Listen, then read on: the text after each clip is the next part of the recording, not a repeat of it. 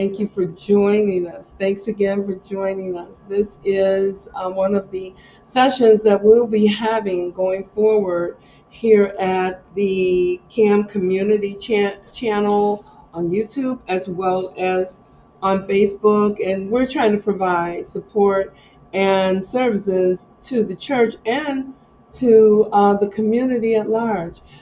Regarding this session is regarding grief during the holiday seasons, which pretty much everybody is grieving right now, but we've entitled this as Hope or Home for the Holidays.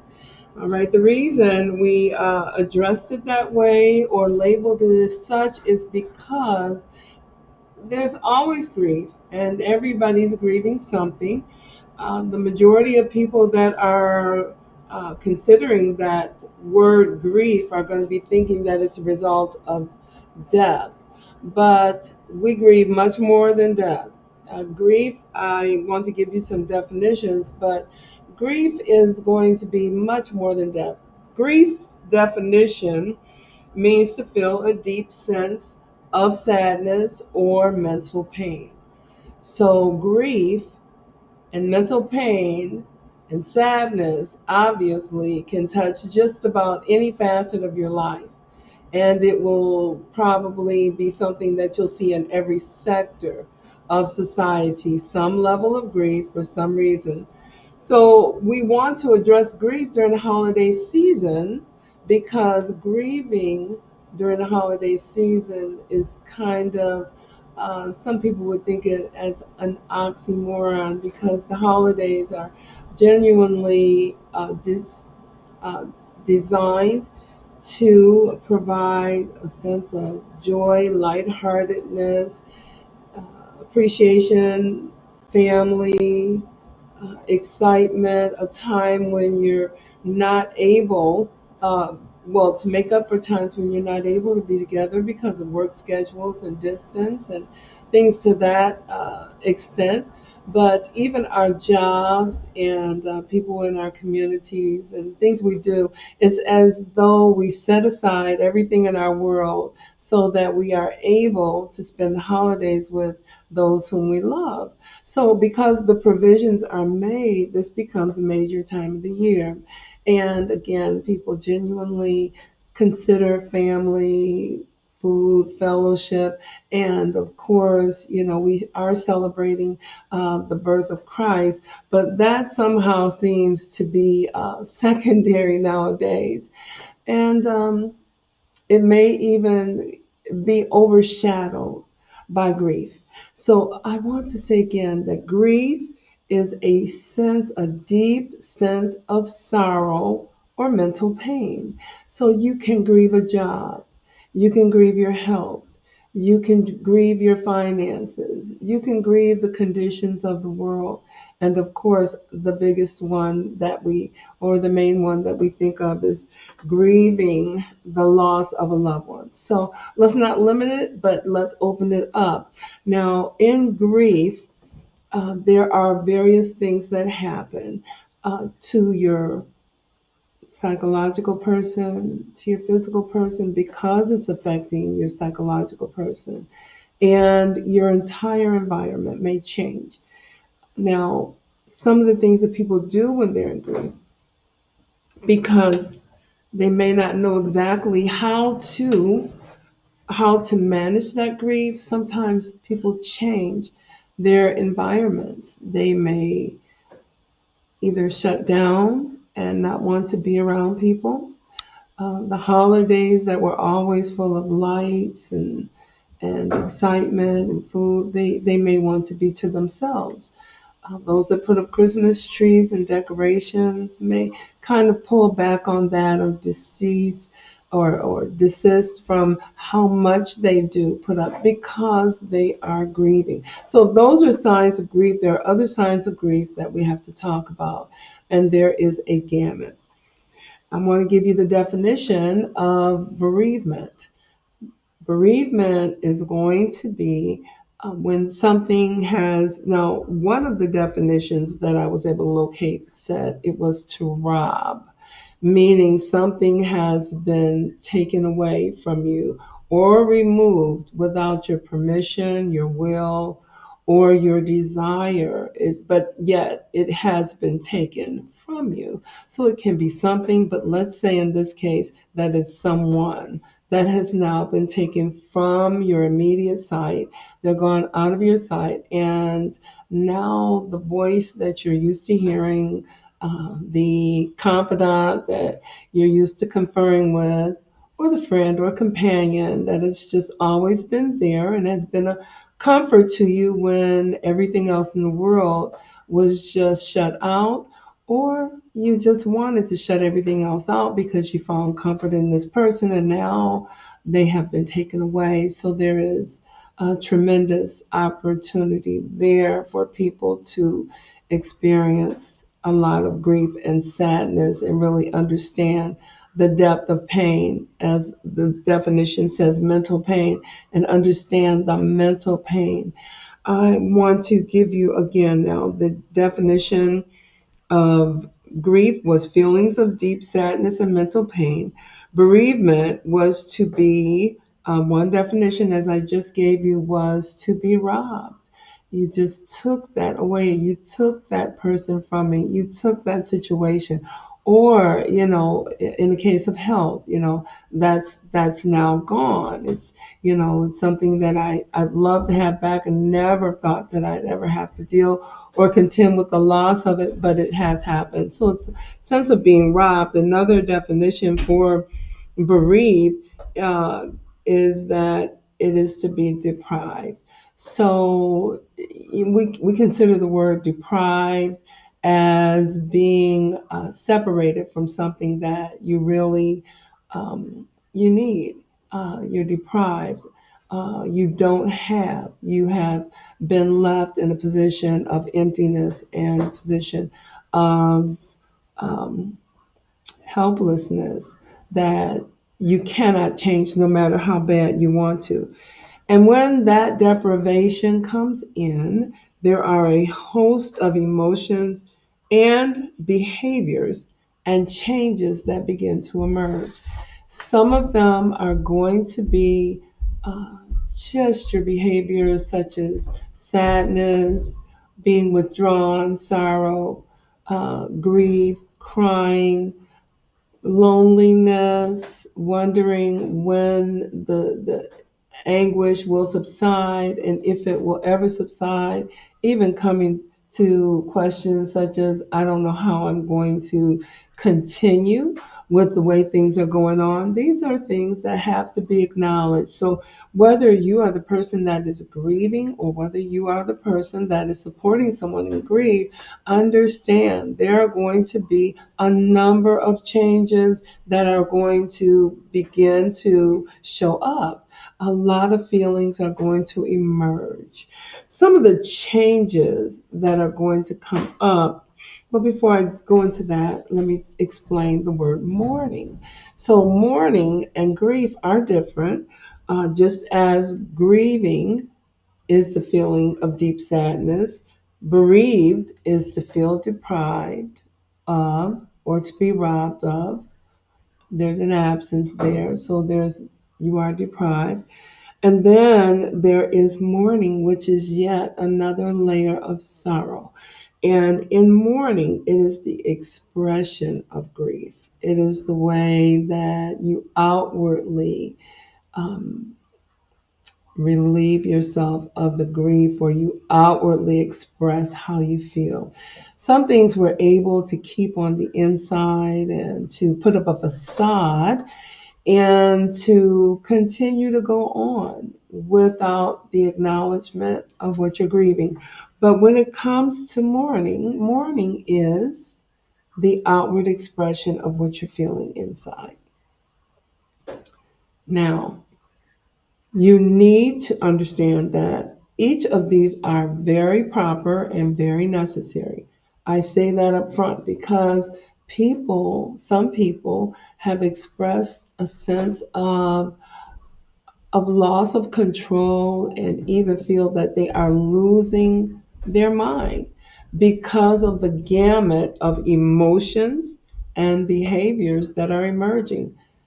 They think that they can predict or they can sense a time or period when the grief should stop or when it should subside. But there is no real way of measuring how each one of these situations should play out, the length of time, or how a person should grieve. I will say that there is a good way to grieve and there is a bad way to grieve. There is a right way to grieve and there is a wrong way to grieve. The right way to grieve would be to allow yourself to confront whatever is going on. Confront it.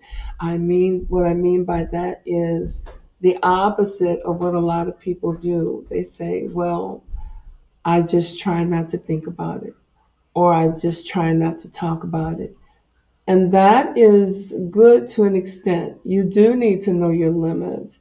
You do need to know your limitations on how far you can go into the conversation before the feelings get beyond what you're willing to contend with at the moment.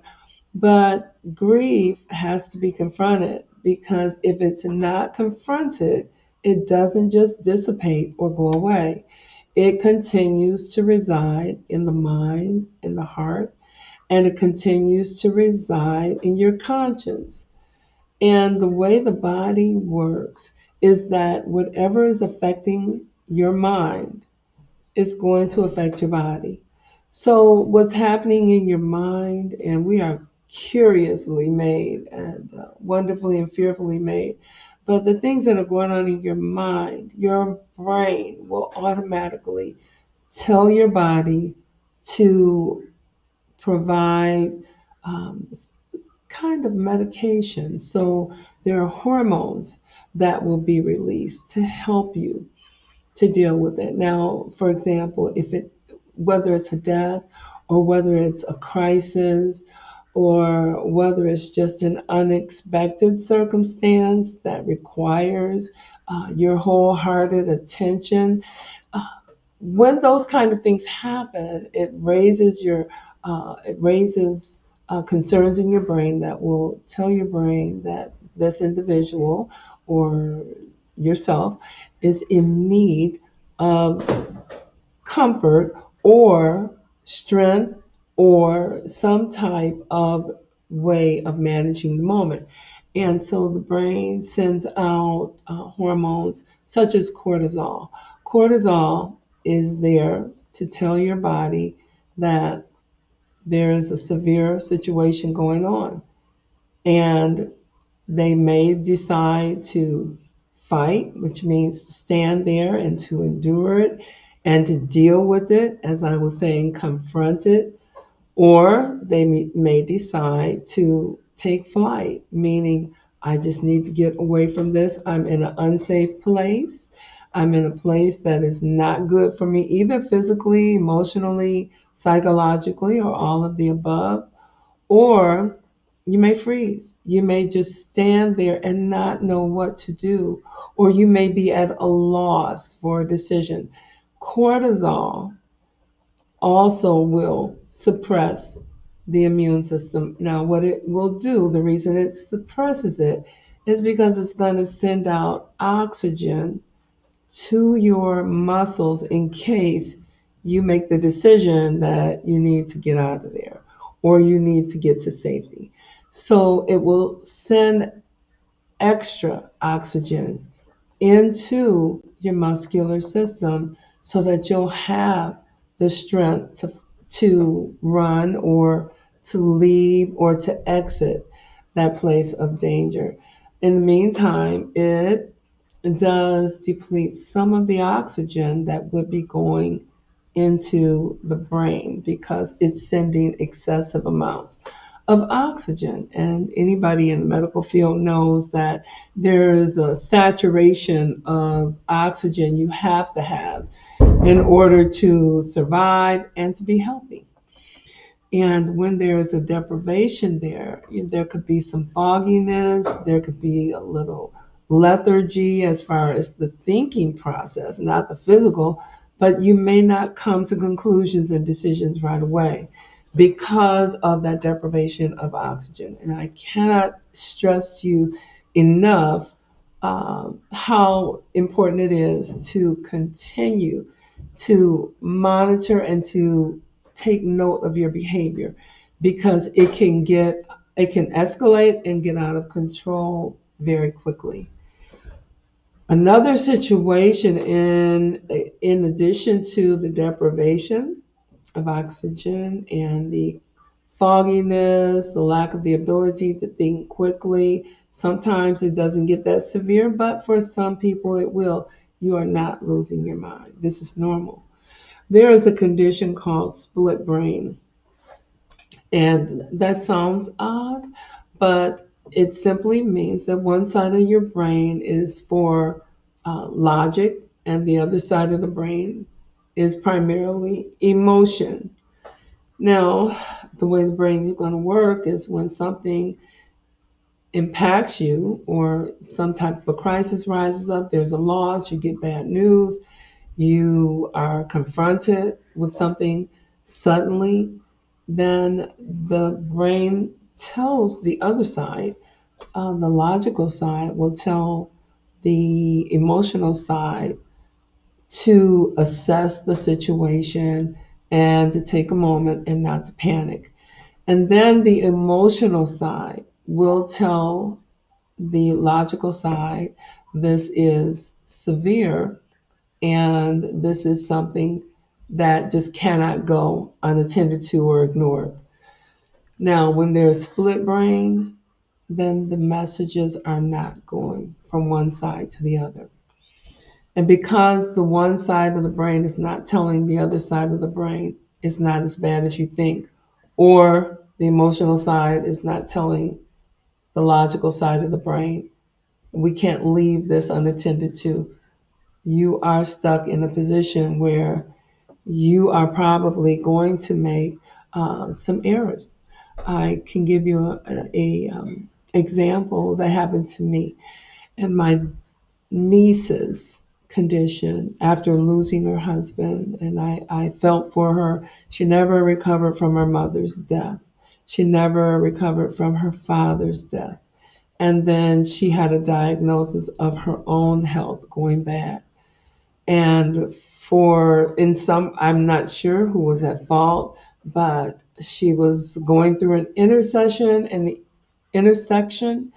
and she was T-boned and broke a collarbone, a couple of ribs, punctured, just a lot of internal injuries. And I got the news while I was driving. And while I'm driving, I'm thinking of everything she's gone through, and I'm also thinking of what is going to come out of this. How serious is this going to be? And when I got to my destination, and I'm thinking I need to just settle down and get out and do what I have to do at this place that I've come to, I actually could not remember which one of the pedals was the brake and which one was the accelerator. So a terrible thing happened, and I hit the accelerator when it should have been the brake. No one was injured. There was a little bit of damage to the car, but it was split brain. It was the crisis of being confronted with the situation, and it was deep enough to affect me. So I can tell you, people will make decisions. Sometimes they'll fight. Sometimes they will lose control. Sometimes they'll get out of character. These are things that are going to happen. So you have to have a constant monitoring of yourself as much as you can, but even more than that, you have to have a support system. Now let's get into grieving during the holidays. There's a couple of things that I want to stress once again. All grief is not related to death. Sometimes, again, it's your health, it's your job, it's your finances, it's your family, it's your job. It's a number of things that we can grieve about during the holidays when we should be celebrating. So at a time like this, coping and trying to deal with the grief by avoiding pain is just the absolute wrong thing to do. So to avoid it and say, I'm just not going to think about it, is the absolute wrong thing to do, because you do need to take time to assess, is this really going to destroy me? And for some people, it is going to change your life completely, especially in a time of death. It's going to change your life completely. But to cope versus avoiding pain and grief, by three things I want to mention. One, minimalizing what you've lost. Here's one of the examples. And this may sound a little insensitive, but one of the cases that we had to work with, as I am a chaplain in hospice, well, pardon me, one of the cases, a family member was um, challenged or debilitated emotionally throughout all their life. And now that individual comes to the point of death. Well, in a lot of cases, that mother that's her baby, that is her child, no matter what's going on. So she is going to extend herself, and it's probably going to hurt her so much worse than it will everyone else. However, there are going to be members of the family that were impacted by the life of this child that didn't have all the activities, didn't have all the brain function, was limited in what they could do and how they could even communicate with their loved ones.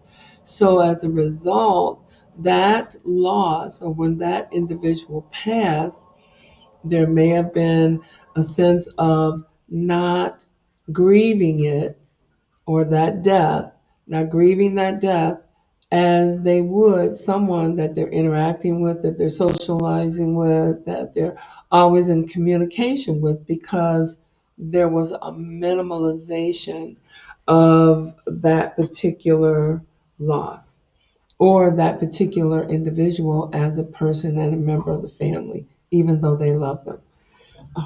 Another thing was limiting discussion.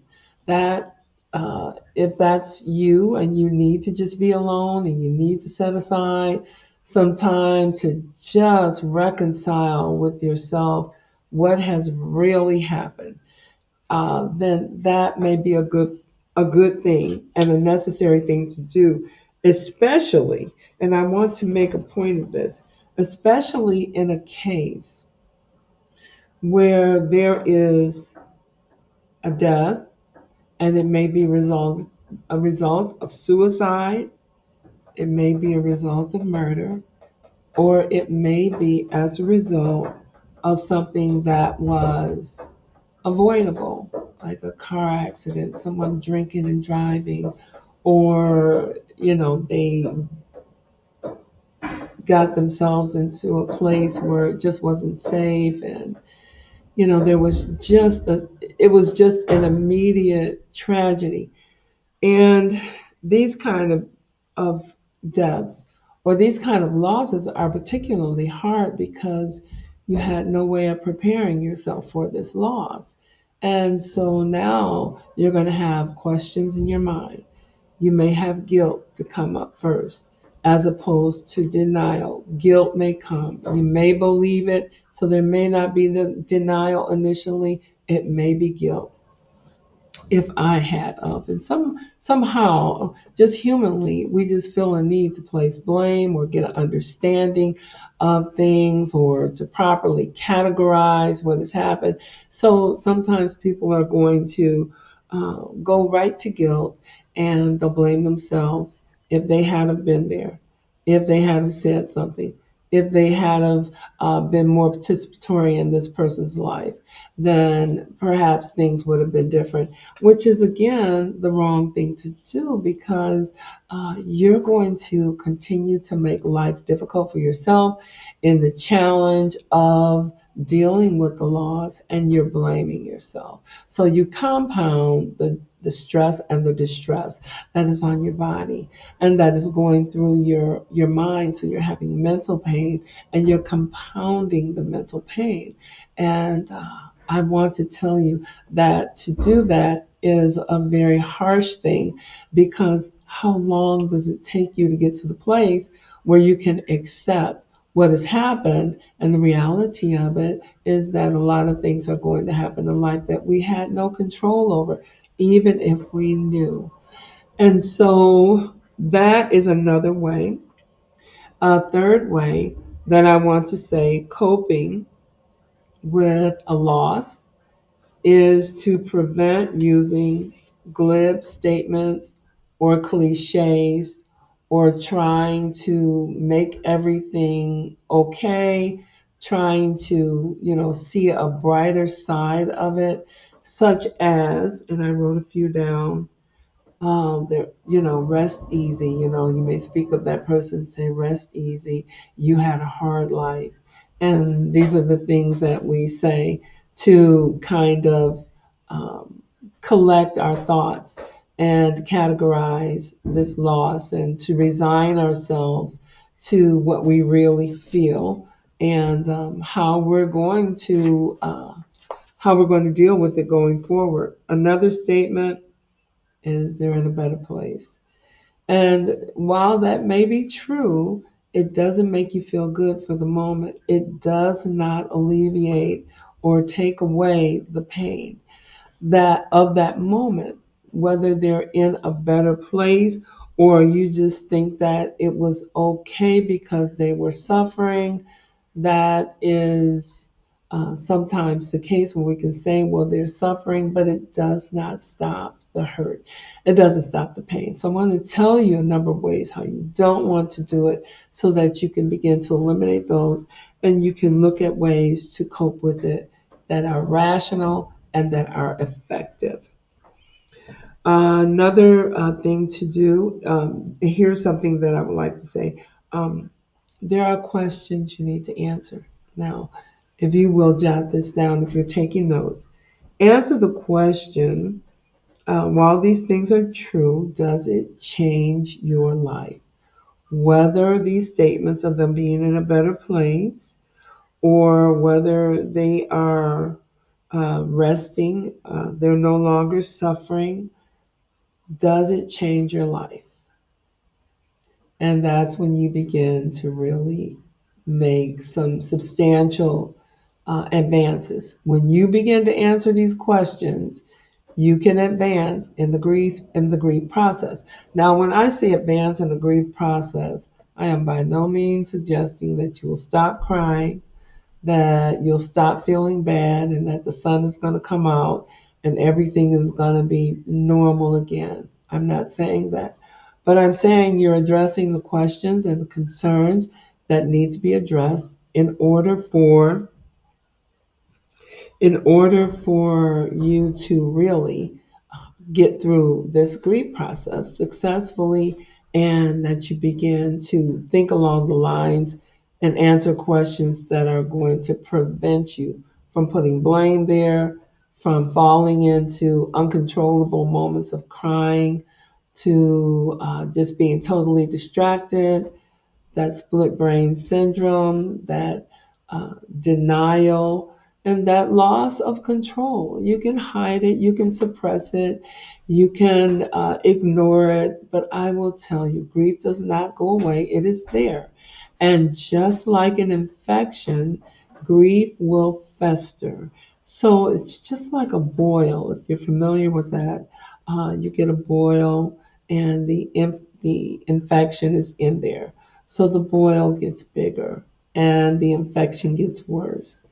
And then sometimes, if it works out, it erupts and all of the infection and all the tissue that's been infected by the bacteria is now open and able to release those toxins and to release those fluids and just clear that infection out enough for you to be able to try to administer medication to the wound. All right. But if you don't do it, the grief will be in there. And when it erupts, it may erupt in a crying um, episode. It may erupt in severe depression. It may erupt in just times of sadness and darkness, and you don't want to be around anyone. It's just an obscure time.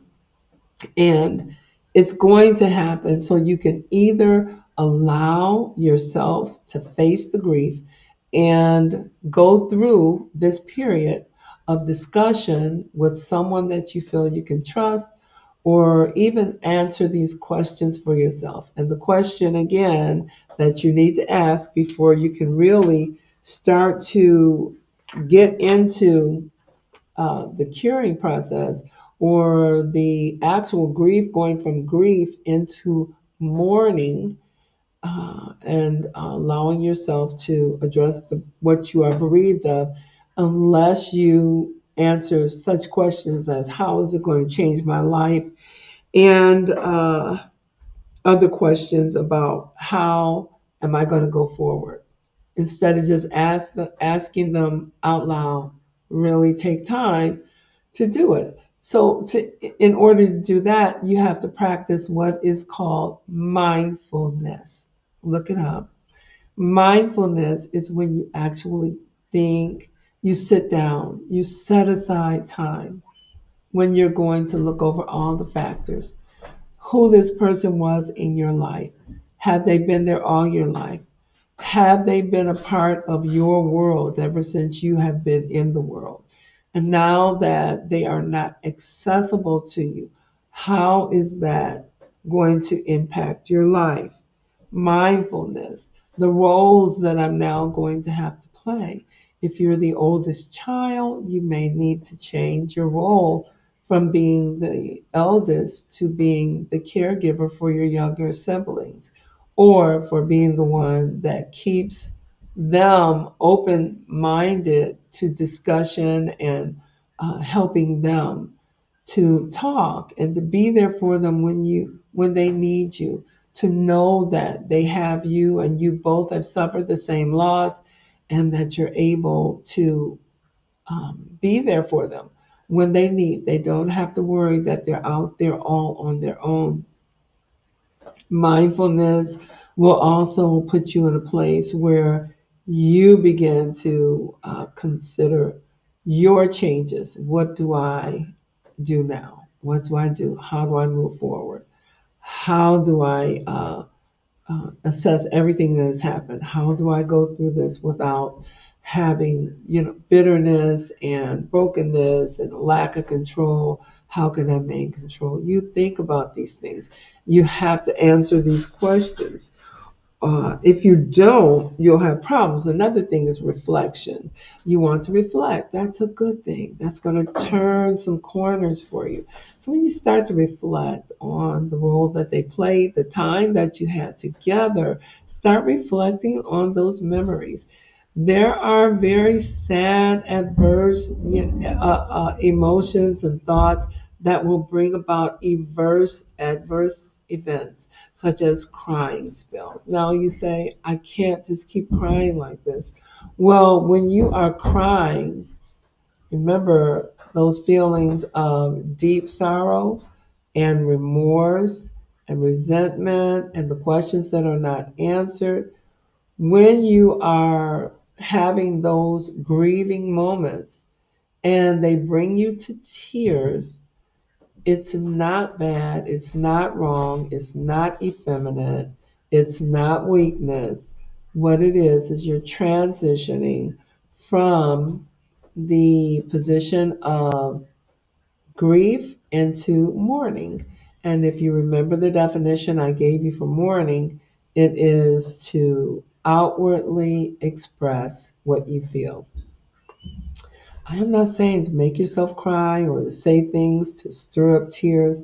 I'm saying as you're thinking and you're mindful and you're not avoiding your thoughts, you're not avoiding your memories, then there's going to be an organic process that just naturally goes from the grief to the mourning. And mourning is There is a time to mourn. Now we can go into the book of Ecclesiastes, and there's a time to die, a time to be born, a time to live, a time to die, a time to laugh, a time to cry, a time to mourn.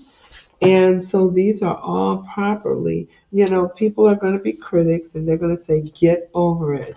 And I am so glad that God will not tell you, just get over it. Now, He has, in cases, told one of the prophets and one of the judges, Samuel, He told Samuel, you are grieving Saul too long. I need you to move on because you're stuck and you are in this place. And how long will you allow yourself to be there? This is a part of the mindfulness. How long do you allow yourself to be in that place? And is it causing you to lose some of the progress that you have made, or is it taking you back a few steps? Or is it putting you into a place where now you're going to be dysfunctional, or you're going to be so used to just not having to deal with the real world, not having to get up and go to work, not having to handle the business that you may now have to handle that you never did have to handle. And it will prevent you from making that progress. Let me just read this and I'll talk about those roles. So it's Ecclesiastes chapter number 3, verse 1. To everything there is a season and a time for every purpose under the heaven. A time to be born, that's appropriate. We all celebrate it. But just in the same breath, he says, and a time to die. And the thing we understand about death is that that's just from this world that we're in. There's an entire another world that we only have hints of what's going on. There's a lot of information if you go into the book of the Revelation and you start reading some of the things in the scriptures where there were encounters. But if you do believe the Bible and you do believe God, then you understand that there's a whole world of things that eyes have not seen, ears have not heard, and it hasn't even come to your imagination. You could never fathom some of the things that are prepared. Now, it says there is a time to be born, a time to die, a time to plant, and a time to pluck up that which is planted. These are seasons, but they're for a purpose. So I'm going to leave that with you to go into the book of Ecclesiastes, chapter number 3. But I do want to quote one verse in that chapter that probably says it all, and it is verse number 11. And this is King James Version. He says, He has made everything beautiful in His time, as He has set the world in our heart, so that man cannot find out the works that God maketh from the beginning of the world. So there is, everything is beautiful in His time. I want to tell you a story, and then I want to go to Isaiah 57. This story is out of the Bible. I dare not talk about life, death, and purpose and reason, and exclude God. It's not proper. We can never come to these perfect conclusions without Him. The story is in the book, I believe, of Kings. And there is a king, the son of Solomon, and his name is Jeroboam. And he had been wicked. And so the child gets sick.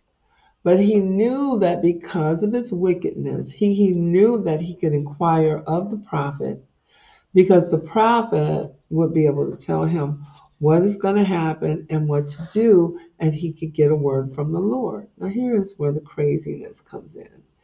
He knew that because he was wicked, he couldn't go. So he disguised or told his wife to disguise herself and for her to go down and to cover or camouflage herself or somehow to masquerade as someone other than the wife of Jeroboam. And she was going to go get an answer. Now, you may have been able, because his sight was waning at that point, and he was feeble and he wasn't able to see and discern faces and voices as much, but he was still hearing very clearly from God. So she goes there disguised, and when she gets there and she gets ready to go in with her plan that her and her husband came up with, the prophet said, "Come on in, wife of Jeroboam." He said, "Let me tell you what's going to happen. That son is going to die. That child is going to leave here. That is the last one. That's the only one in that household that is right. And I'm taking the one that is right. And as a matter of fact, when you leave here, your feet, as soon as you hit the town that you live in, the child is going to die. So you're not even going to see your child alive again." Oh, that sounds so crazy. But listen to the point. He said he's taking the one that is righteous. The only one that is righteous. All the rest of the people in the house were wicked. Doesn't it seem it would have been the other way around and the righteous would have lived? Well, this is what Ecclesiastes says, that we cannot find out all the things that God does, but he's placed eternity in our heart. Now, what I want to read to you is to complement what was just said, is the 57th chapter of Isaiah. Isaiah 57:1 says, "The righteous man perish, and no man taketh it to heart, and merciful men are taken away." Now, doesn't that sound very familiar with this innocent little child, righteous, innocent, merciful? He was taking that child. Listen, let's read it, finish reading. He said, "None consider that the righteous is taken away from the evil that is to come." So before you get a chance to taint him, before he picks up any of your evil ways, before he becomes as impudent as you are, and disrespectful and cruel, I'm taking him away. And then he says here, people don't lay at the heart that God has taken them for the evil that is to come. So there are a number of things that need to be considered, and one of them is that God knows exactly what he's doing. Now, it wasn't so nice for the others. He said, "The rest of your children," he said, "the rest of you," he said, "when you die, if you live in the city, the dogs will eat your remains." He said, "But if you live out in the field or in the country, the birds of the air, the fowl of the air will pluck the flesh off your bones." So, but he took the righteous one. All right. So a lot of things to be considered when people leave us, when righteous ones leave us, no matter what our opinion of them is or not. Um, if you're going to be a caregiver, or if you're going to be a kind of a person that's going to support, or if you're going to even help yourself, then a couple of things you're going to have to do. You're going to have to be able, in order to confront them, you're going to have to be able to be patient, because you can't be judgmental. You have to be patient. You have to listen. You have to give your heart over to allow them opportunity. And that's what we're doing. We're learning to take our situations and give opportunity by being patient with them to listen. One of my patients was at the end of life, Lou Gehrig's disease. She could not talk because of her lungs were under attack. So it took just a few words she could get out in a minute, just a few words in a 60-second period. And then she'd get thirsty and have to take water. So she'd say a few words and she'd rest and catch her breath. And then she'd drink some water. And so for her to tell me the story she wanted to tell me, I had to listen for 2 hours. But I knew she needed to get it out. The things she was telling me were so, I just thought she was just the most courageous young woman I'd ever met, that she was doing and the plans that she was making for her death. So you have to be patient, and you may not run into anyone with that kind of extreme situation that you may have to listen for 2 hours and give them a chance and let them know it's okay. I am right here. I have nothing better to do than support you right now. Go ahead and open your heart, pour it out, because now they are unloading. They're unloading the things that are in there, and that they needed somebody to listen to and to hear. But people don't listen. They want to come, they pray, they spend time with you, they bring you lasagna, they bring you chicken, and then they hug you and they say we're praying for you, and go on. And little do we know that they have gotten a minimal amount of support. So you're going to have to be patient. The second thing is that you're going to need to be vulnerable. All right. You can't be so caught up and I have done everything correctly, and I am examining my life daily and we're in a good place. Be vulnerable and tell them about some of the challenges and the battles that you've had, and that you've made the decision that you're going to cope with it properly. And the things that you're saying to me right now, and listening to you and being with you right now, it strengthens my resolve. So use this for your advantage. We can't bring them back by doing this, but we can use it to our advantage for the sake of the kingdom. All right, I'm running out of time. So the grief and the bereavement, those are things that we're going to have to consider giving ourselves over to one another. There is another problem with complicated grief I want to touch on. I like to say that complicated grief, everybody grieves. So just because you're crying and you're crying a lot, well, yeah, you're sad, you're hurt, and you're mourning now. You're unloading, you're expressing the way that you feel.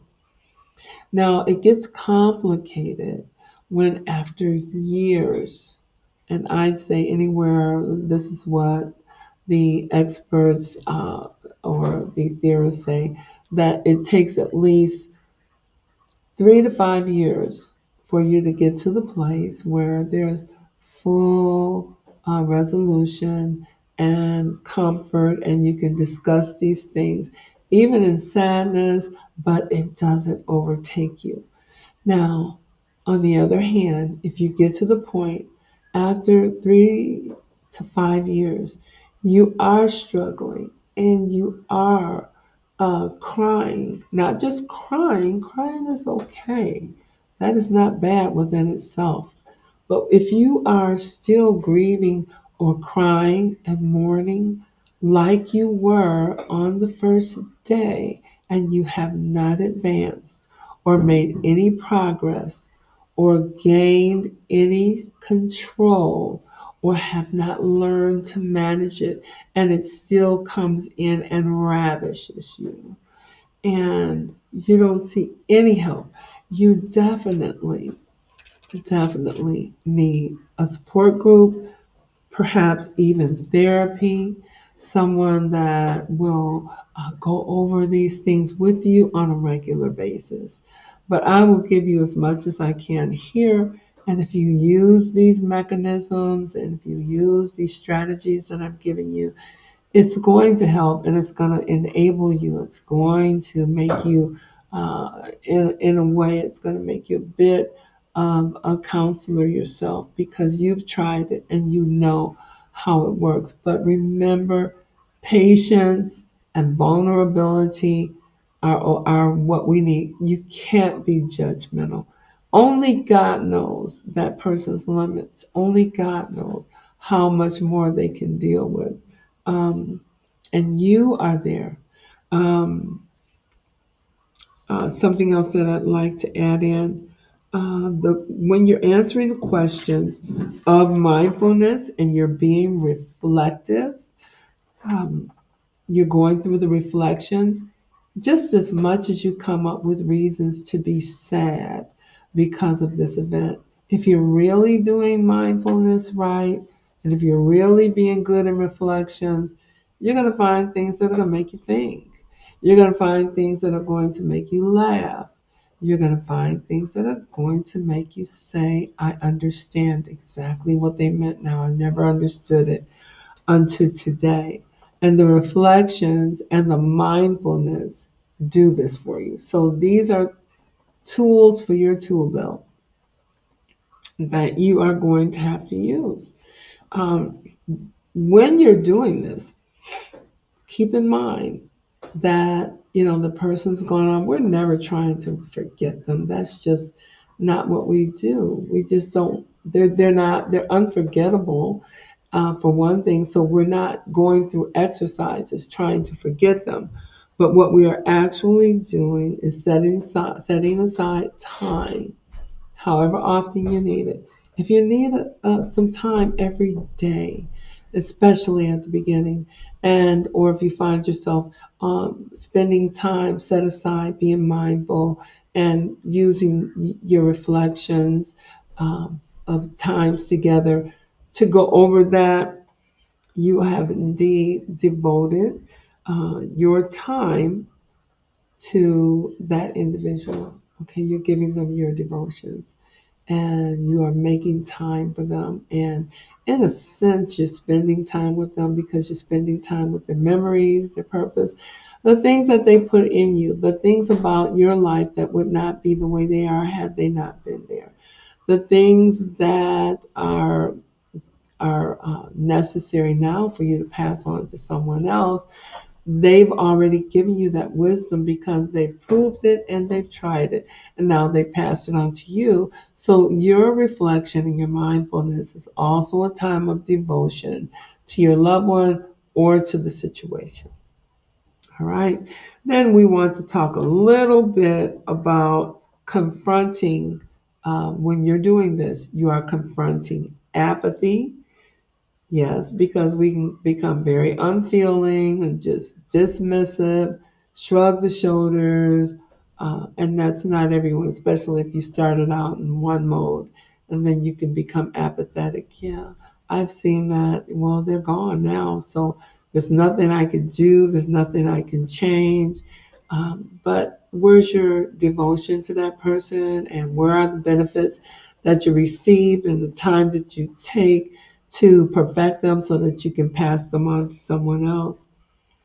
So you are going to confront apathy, you confront denial, and denial is big. How long has it been they were taken away, and I just talked to them, and right after we had just made plans and I had the tickets. I'll throw another story in for you. Family that had planned that when they got married, they said, when we retire on our 50th anniversary, we're going to go and take a whole month in a foreign country and we're just going to relax and enjoy it. Well, they lived their 40 years together. They were successful in their careers. Their children came through and they were successful in their careers. And now they were able to retire. They had saved money and they decided to take this month-long trip. They saved up money and all of their accommodations were paid for. Everything was in place. All they needed to do was to go and to enjoy them. And in their route to the hospital, uh, the husband has a brain aneurysm. And so now the route between the hospital and the airport was interrupted with the hospital stay that ended them in the emergency room, the ICU unit, and ultimately the husband never left the hospital. and the whole world changed. Now she's never had to pay bills. She's never had to worry about who's going to cut the lawn. She's never had to be alone. She's never had to be the one that gave all the counsel and support to their children, even though they were alone.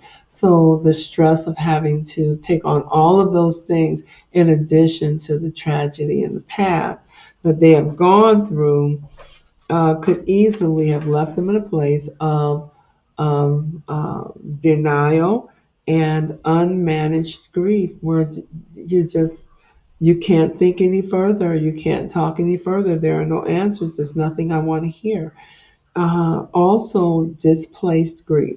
So, in situations like that, there is something that's called displaced grief, where you can easily go into a state of being angry, easily angered. You just have a very short fuse. Your tolerance is low because so much is unhinged, and you're detached in so many ways.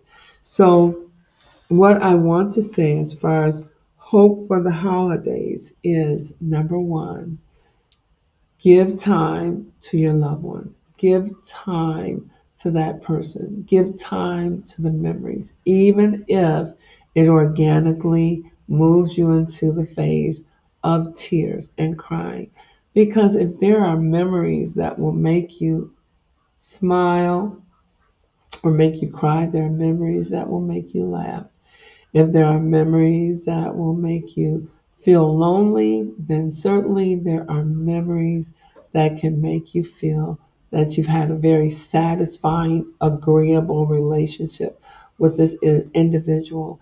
To have hope for the holidays is to go through whatever your situations are, confront them, and then, if there are things that are left undone, such as holiday traditions, such as you're going to go through this possibly again at anniversary time, possibly again on special occasions. When you go to certain areas, it will remind you of them.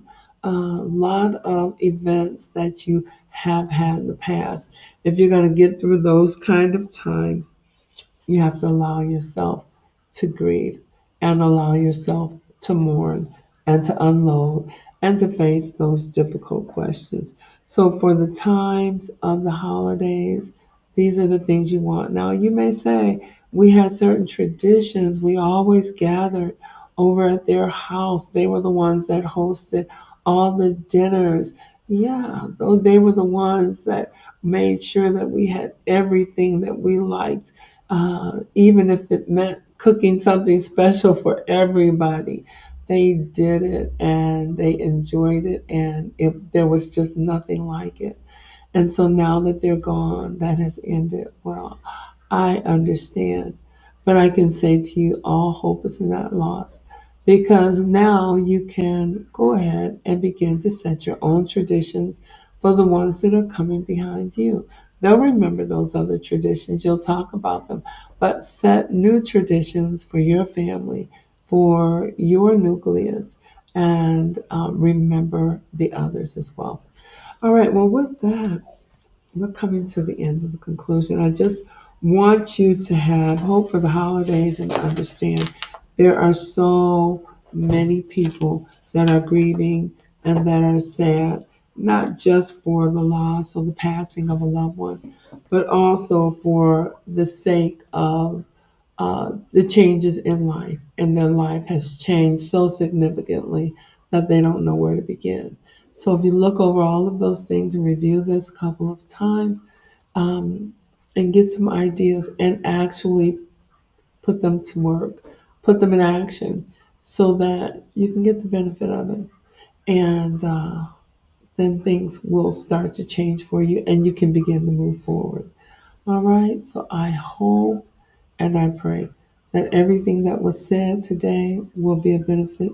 Once again, we at KAM, or Kingdom Apostolic Ministries, we're seeking to reach out to people that are both in our church, people that are in our communities, and people that are unchurched that may happen to come across these or other videos and find the solace and some of the solutions that you need.